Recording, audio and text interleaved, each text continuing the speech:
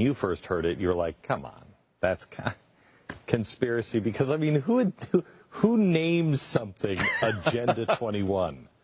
I mean, when I flew into the Seattle airport one night, and the Department of Homeland Security actually paints their helicopters, I'm not kidding, black. And I'm like, come on, guys. Really, you've got actual black helicopters. So I didn't believe it. And we started doing our research, and it's so overwhelmingly out in the open. You can't believe that nobody else is looking. For everyone here tonight not familiar with Agenda 21, I would suggest that this is the beginning of your learning curve, not the end. Good evening. I'm Rosa Corey. I'm the Executive Director of the Post-Sustainability Institute. And I'm glad to be here tonight. It's an important night because we're drawing something out of the shadows. And it's important to talk about it. It's not a conspiracy theory. It's a conspiracy fact. This is Agenda 21. This is the United Nations plan. It's a 300-page, 40-chapter plan. And ICLEI was created in 1990 prior to this plan's adoption to implement United Nations Agenda 21, Sustainable Development worldwide. Sustainable development is a term that was defined by the United Nations, and all of these terms come out of the United Nations. Smart growth is part of the United Nations Agenda 21. Your general plan elements are designed in accordance with United Nations Agenda 21 principles. The plan restricts your choices, it limits your ability to govern yourself, and it takes away your freedom. This seems like a rhetorical statement, but it really is not. This is actually what this plan does. And using the cover of environmental concern, our private property rights and our civil rights have been diminished, and they will continue to be so unless we call a halt to it. ICLEI is the International Council for Local Environmental Initiatives, but it changed its name so that you wouldn't know that it's international. It seems like all of these things seem like they sound so good. Sustainable development, green, vibrant, walkable, bikeable. You know, how could you be against that? But really, when you know about this plan, it is really very serious. Did you know that there's regional plans all across the nation right now that are being rolled out that are all exactly the same? They're all in alignment with the principles of UN Agenda 21. And ICLEI is their agent. An NGO is an affiliate of the United Nations. That's what that means. They're not part of this government. They're outside, coming from outside of our nation. And they don't have the best interests of Americans at heart. What they're going for is 11 regions in North America, not states, not our 50 states, 11 regions.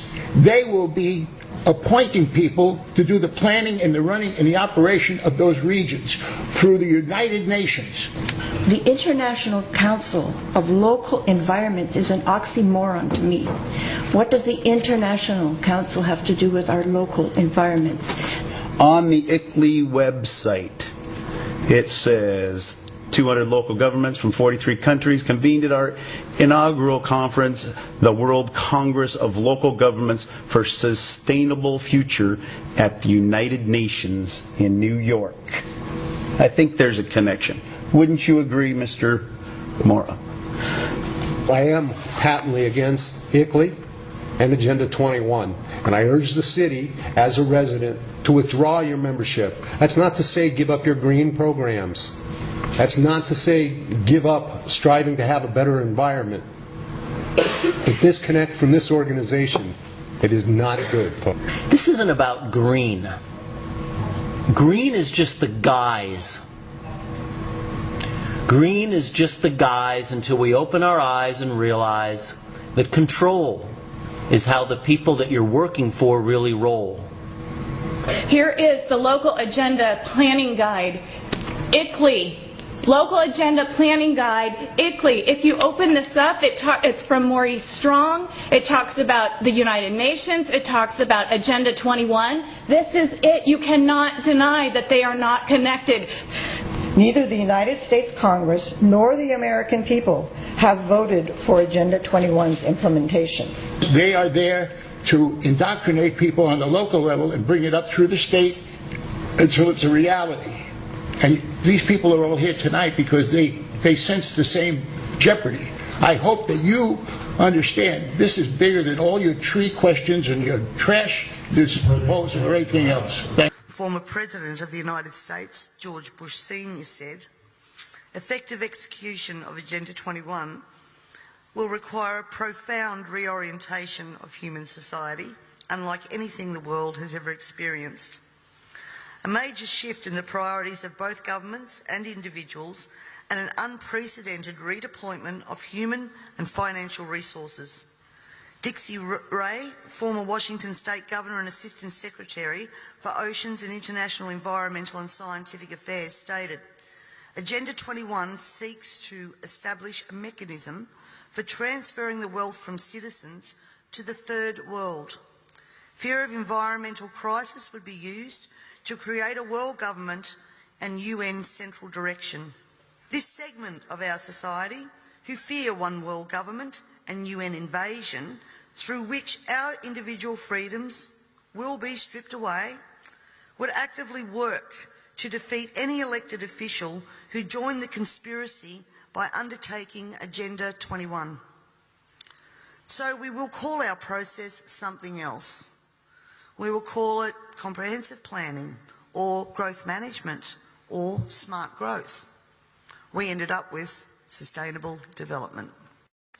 Sustainable development has become the popularized expression for Agenda 21.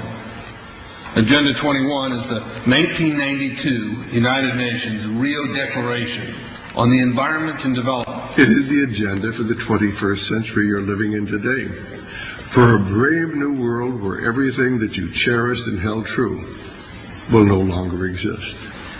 Agenda 21 defines itself as the comprehensive plan of action to be taken globally, nationally, and locally by organizations of the United Nations systems. It also elevates nature above man. And it contains something called the precautionary principle, where basically you're guilty until you're proven innocent. Sustainable development is the philosophy designed to bring human beings across the globe under the full control of a narrow human elite. It's a 40-chapter document to basically control the world. It's based entirely on socialist control mechanisms. Sustainable developers have designed a global movement coordinated through a global to local action plan to create world government in accordance with certain objectives. The focus of sustainable development is the abolition of private property, societal undermining of the family, and abandonment of the constitutional protection of unalienable rights as described in the Declaration of Independence. You see, I sat on the Santa Cruz Agenda 21 committees. Now, this was a lot of crazy ideas. This was back in the mid-90s. Crazy ideas I heard. Mother Earth's surface wasn't to be scratched. Human beings were to be concentrated into human settlement zones. Educational systems were to focus on the environment as the central organizing principle. All aspects of life were covered. Well, I went to these committees at the request of some people who told me that I needed to understand what was going on, and I came back and I said, this is craziness. This is so silly. It has no chance of having any effect on our society. Well, I was wrong. The United States government's support for sustainable development, Agenda 21, is very clear.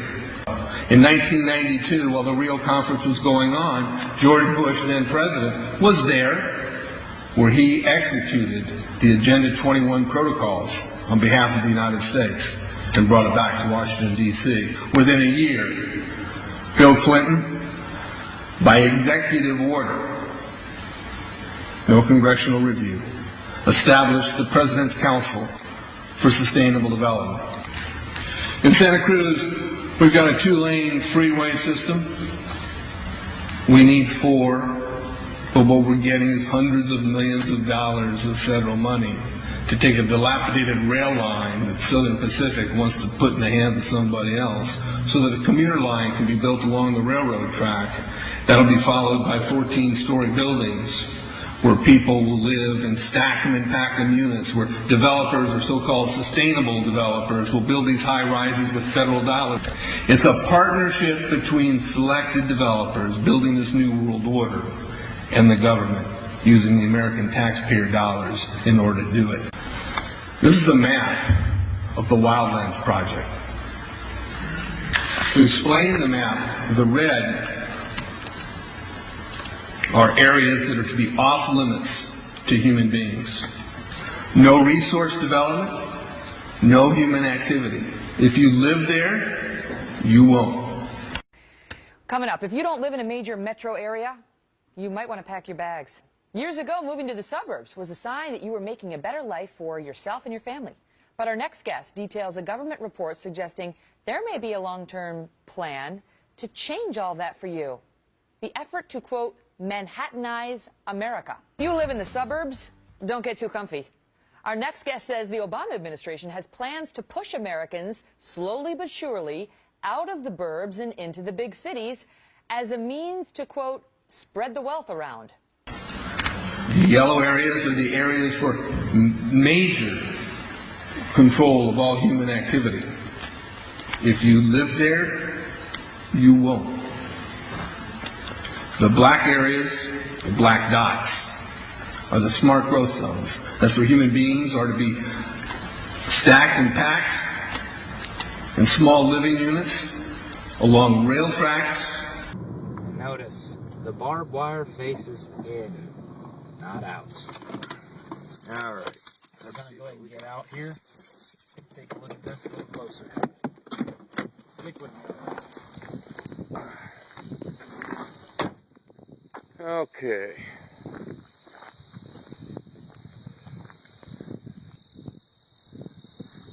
And these buildings are pretty massive. They could hold a whole lot. Basically, there's 1, 2, 3, 4. All the way down there, there's another one over there and one in front of that. So there's 6 big buildings. And then you notice each of the doors are numbered. W01, W02, W03, warehouse being labeled E-211. And again, let's get a closer look at the barbed wire here.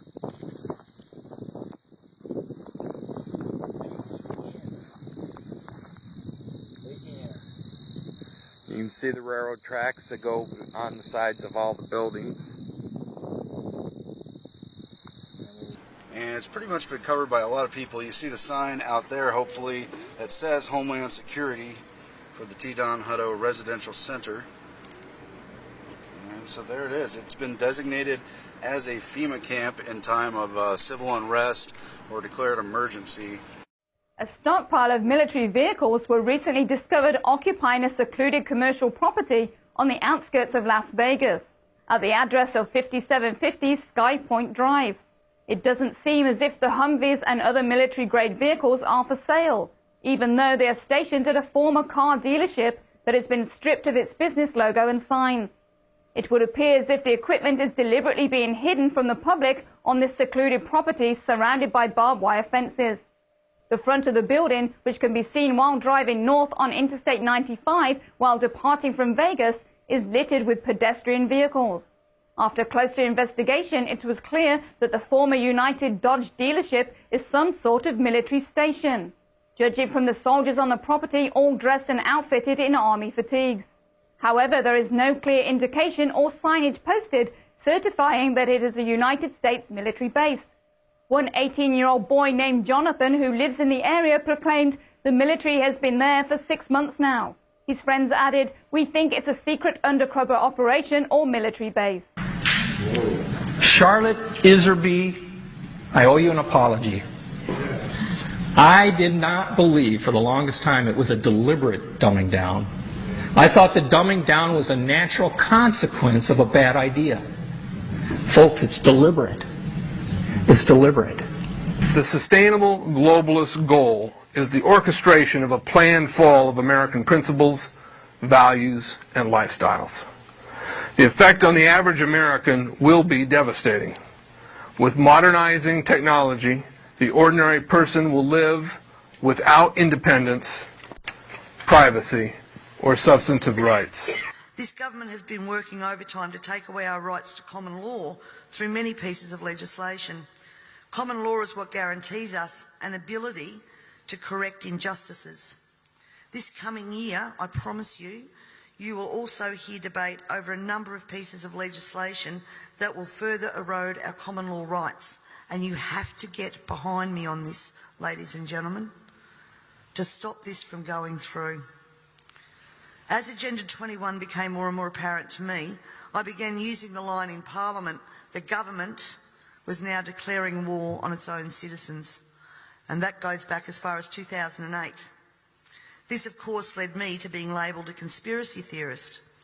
But here we are now, openly talking about Agenda 21 and the ramifications we will see in a short period of time if this is not stopped in its tracks. The environmental crisis will be the international disaster that will unlock the new world order, one world government.